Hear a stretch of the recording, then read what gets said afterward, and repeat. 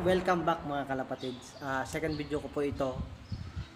Baka napapansin niyo po siguro nasa parang nasa eskwelahan nga po ako. Dahil dito po ako nagtatrabaho. Hindi po ako isang teacher, hindi rin po ako isang principal. Isa po akong janitor dito sa aming eskwelahan. Salamat po dun sa principal ko na pinayagan po akong mag-vlog dito kahit sandali.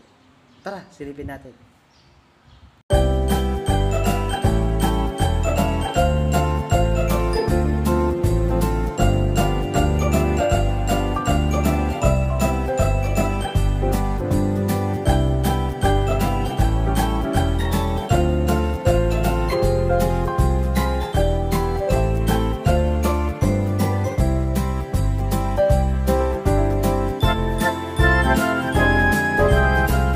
Tutuusin po, napakahirap po ng pagkakalapate. Gusto po akong nagkakalapate. Sumali po ako ng race noong 2017. Sumali po ako ng club ng PBFRC. Napakahirap po, magastos. Tutuusin po, wala pong mga linya yung mga kalapate ko. Sariling sikap po lang po, kaya marami po nagsasabi sa akin na bili ako ng magandang kalapate. Wala naman ako pambili.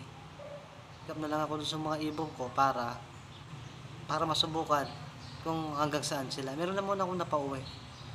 Eto siya. Kahit magastos ang pagkakalapate, okay lang. Nag-enjoy naman ako.